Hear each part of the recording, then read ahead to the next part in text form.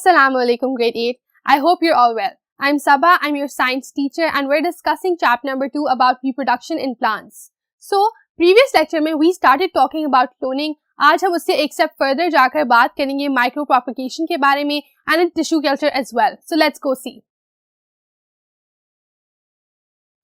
आज का हमारा जो टॉपिक है that will focus upon micropropagation and tissue culture. तो ये दो फिनोमेनास होते हैं जो टेक्नोलॉजी में इस्तेमाल होते हैं, साइंटिस्ट इनको यूज करते हैं एक किस्म का प्लांट ग्रो करने के लिए, जो प्लांट्स उनको चाहिए होते हैं, जिन कैरेक्टरिस्टिक्स के साथ चाहिए होते हैं उस तरह के प्लांट्स ग्रो करने के लिए। तो इसकी डेफिनेशन देखते हैं। Micro propagation means growing new plants from microscopic pieces.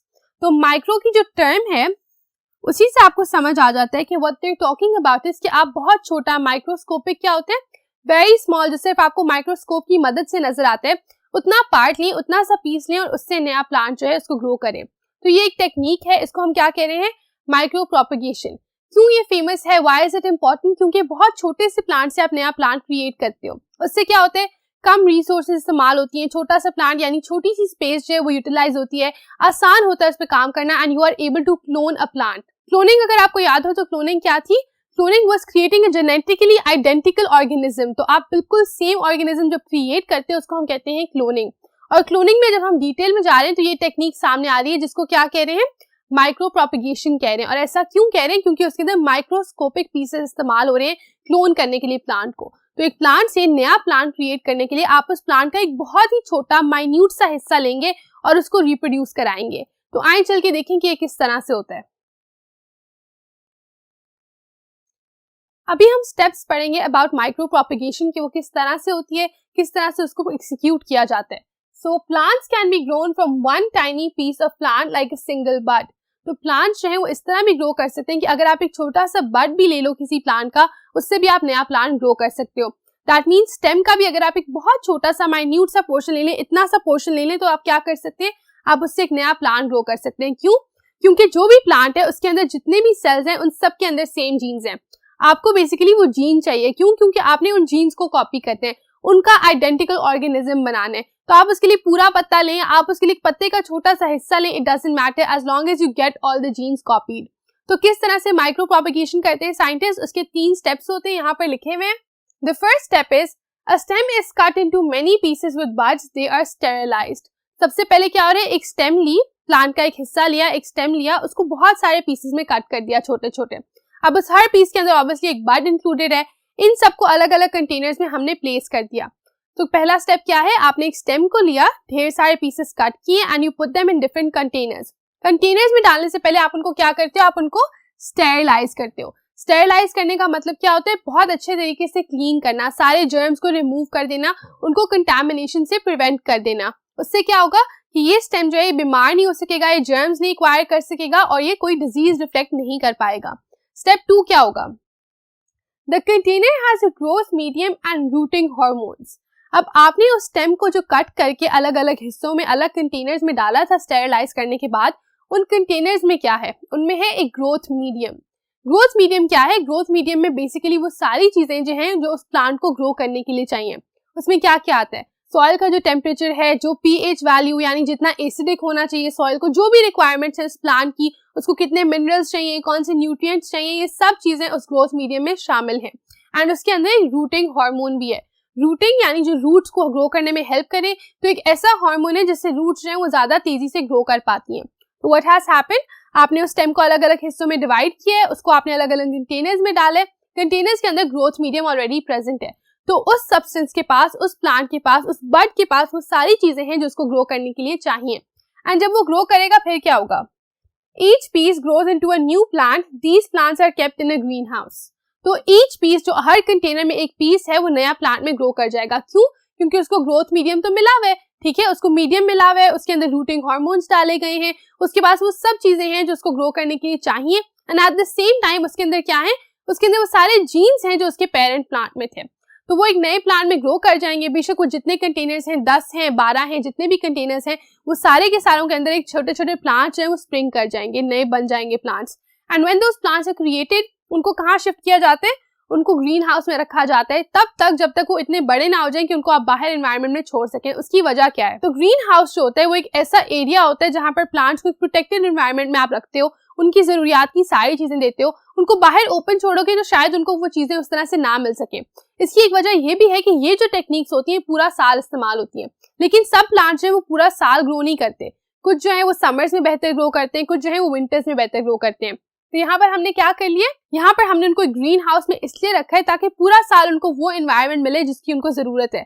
अगर उनको ठंड में ग्रोथ होती है तो वो पूरा साल ठंडा रहेगा ग्रीन हाउस, उस हिसाब से कि जो प्लांट्स उसके अंदर है वो सारा टाइम ग्रो कर सके। एंड सिमिलरली अगर उनको हीट ज्यादा चाहिए होती है तो ग्रीन हाउस के अंदर आप हीट को भी उस तरह अरेंज कर सकते हो। तो what are they saying? They are saying कि अब इन बर्ड्स में से जिनको आपने अलग अलग कंटेनर्स में डाला था, प्लांट्स जब ग्रो करते हैं उनको आप ग्रीन हाउस में रखते हो। What has happened now? आपने एक प्लांट लिया था, उसकी एक स्टेम ली थी, उसके अलग अलग पीसेस किए थे और उससे आपने कितने ज्यादा नए प्लांट्स बना लिए और उन सबको आपने ग्रीन हाउस में रख दिया and then you use them as for your convenience. तो आपको जब उनकी जरूरत होगी, आपने जो प्रोडक्ट उनसे निकाल के सेल करना होगा, आप वो कर सकेंगे। आए आगे चल के टिश्यू कल्चर के बारे में भी पढ़ें। माइक्रो प्रोपेगेशन के अलावा जो दूसरी टेक्निक हमने आज कवर करनी है that is tissue culture. Tissue culture में बेसिकली इसलिए ये टर्म यूज हो रही है क्योंकि टिश्यू जो है वो इस्तेमाल होता है नए प्लांट्स को ग्रो करने के लिए। टिश्यू क्या होता है? अगर आपने थोड़ी सी बायोलॉजी पे फोकस किया हो तो आपको पता होगा कि जब कुछ सेल्स जो है वो मिल जाते हैं, एक से ज्यादा सेल अगर मिल जाए किसी एक फंक्शन के लिए तो उसको हम टिश्यू का नाम दे देते हैं और यहाँ पर वही टिश्यू जो है वो इस्तेमाल होता है नया प्लांट ग्रो करने के लिए। तो इसको पढ़ते हैं। Plants are grown from a few cells which are called tissue instead of a bud. This process is quick and less time consuming. हो क्या रहा है कि प्लांट जो है अब वो सिर्फ सेल्स की मदद से ग्रो किया जा रहा है। अब उसके लिए बड भी नहीं इस्तेमाल करें। पहले तो आप एक छोटा सा बड यूज कर रहे थे, अब आप वो भी नहीं यूज कर रहे, आप सिर्फ एक ग्रुप ऑफ सेल्स इस्तेमाल करें जिनको हम टिश्यू कहते हैं। और इसका फायदा क्या है? इसका फायदा यह है कि बहुत कम जगह वो कंज्यूम करते हैं, बहुत कम टाइम लगता है, जल्दी से चीज हो गई, कम टाइम में हो गई, कम स्पेस में हो गई और ज्यादा क्वांटिटी में हो गई। तो टिश्यू कल्चर जो है वो फास्टर तरीका है क्लोन करने का। Plant growers use this to produce healthy disease free plants all year. They are genetically engineered. इन जो प्लांट्स हैं इनको हम कहते हैं जेनेटिकली इंजीनियर्ड। क्यों? क्योंकि उनके जीन्स को इंजीनियर किया गया है इस तरह से कि सारे प्लांट जो हैं वो जिस जीन से आप चाहते हैं उस तरह से उनको बना देते हो। ठीक है, आप जो जीन्स उसमें पुट इन करना चाहते हो उस तरह ही आइडेंटिकल उस तरह के बनेंगे according to the genes that the scientist decides for them.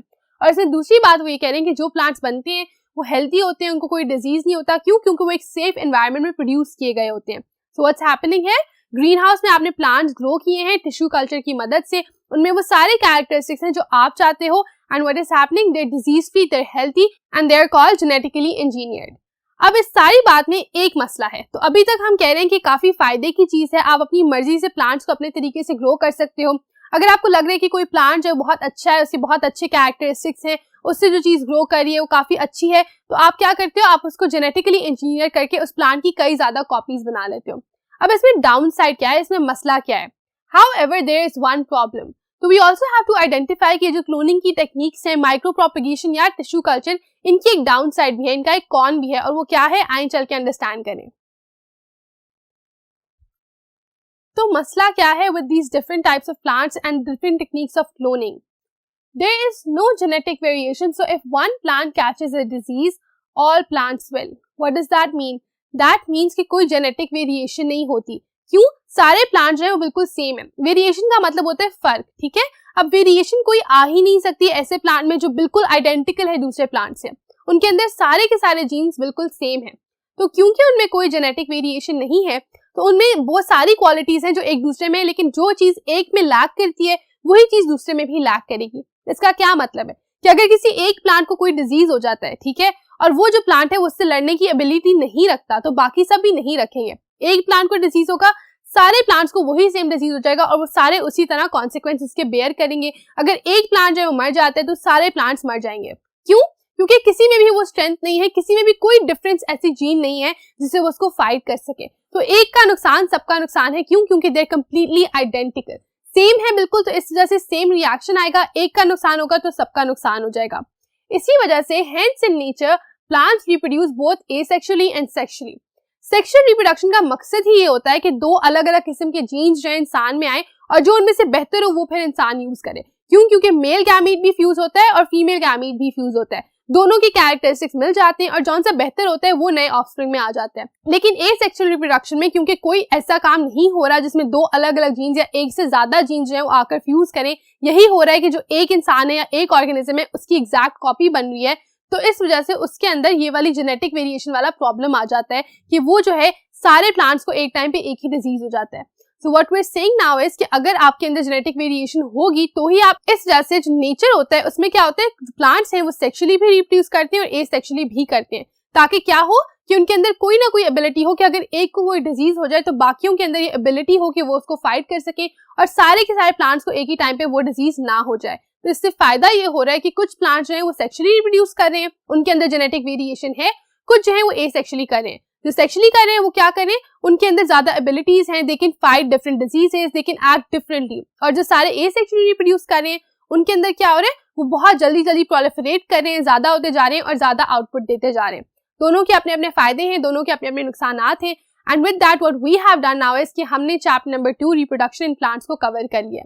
इसका मकसद क्या था, इसका मकसद यही था कि हम अंडरस्टैंड कर सकें प्लांट्स किस तरह से रिप्रोड्यूस करते हैं। उसमें हमने बात की है सबसे पहले फर्टिलाइजेशन की, फिर पॉलिनेशन की, जर्मिनेशन की। We talked about how flowering plants reproduce.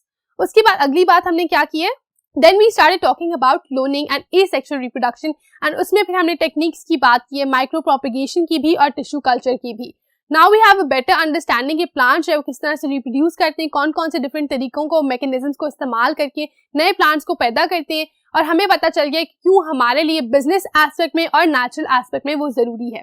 I hope कि आपको इस चैप्टर्स के सारे लेक्चर्स जो अच्छे तरीके से समझ आए हैं, आपने इन चीजों को इंटरनलाइज किया है, इनके नोट्स बनाए हैं, इनके क्वेश्चंस को सॉल्व किया है। साथ साथ अगले लेक्चर में हमने इसकी पूरी एक्सरसाइज जो है वो कवर करनी है। पहले हम क्लोनिंग से रिलेटेड एक्सरसाइज कवर करेंगे एंड आफ्टर दैट हम पूरी जो चैप्टर की एक्सरसाइज है उसको भी कवर करेंगे।